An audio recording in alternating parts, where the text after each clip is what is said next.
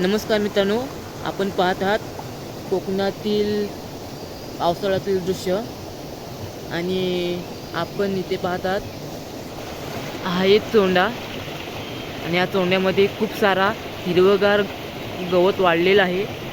सर्व हिरवेगार झाला आहे आणि हा आहे पर्या जो डोंगर दऱ्यातून पावसाळ्यातील पाणी वाहत येणारा पर्या आहे. हा खाडी किंवा नदी किनारी वाहत जातो, पाहू शकता. आणि इथे खूप सारी जास्वंदीची फुले आली आहेत, पाहू शकता.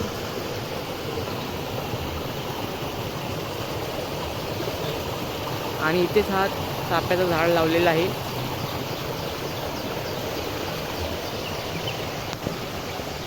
आणि हा झाड रातराणीच आहे, त्याला आम्ही पार्वती बोलतो. असं मित्रांनो, आपण जात आहोत कुड्याचं पान शोधायला, कारण बाबांनी देव पूजला होता, त्याला देवाला नैवेद्य दाखवण्यासाठी तो पान आणायला सांगितला आहे. तो आपण पान कुटायला जात आहोत.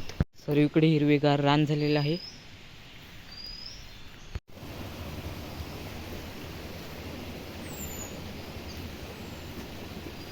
पावसाळ्यामध्ये सर्वीकडे पाणी साचलं आहे. थोडं आता ऊन आलं आहे आणि इकडे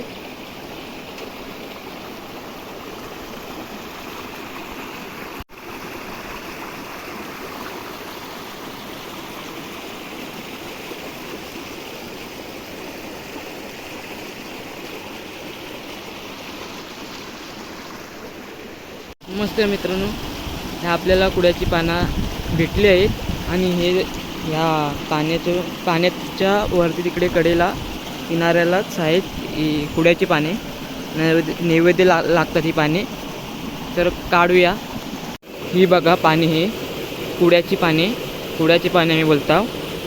आणि ही देवाला 11 पानं लागतात, पण आम्ही 13 पानं खुटताव, 2 एक्स्ट्रा. तर काढूया. अशा प्रकारे आपण ही कुड्याची पाने खुटली आहेत आणि घरी नेत आहोत. चला तर मित्रांनो, ह्या झाडाला तुम्ही ओळखता का? पूर्ण काटेरी वनस्पती आहे. आम्ही ह्याला निवडुंग असं बोलतो.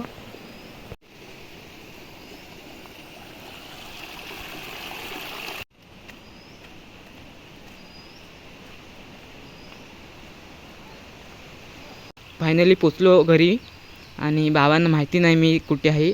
ते मला शोधत आहेत, त्यांचं लक्ष पण नाही, आवाज देत आहेत. आलो हो.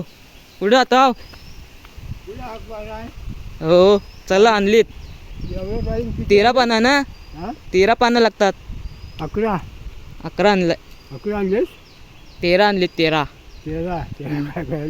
मित्रांनो, इथे मी व्हिडिओ थांबवतो. आणि तुम्हाला ह्या व्हिडिओ कसा वाटला? चांगला वाटला असेल तर तुम्ही लाईक करा आणि कमेंट करा आणि सबस्क्राईब करायला विसरू नका. धन्यवाद.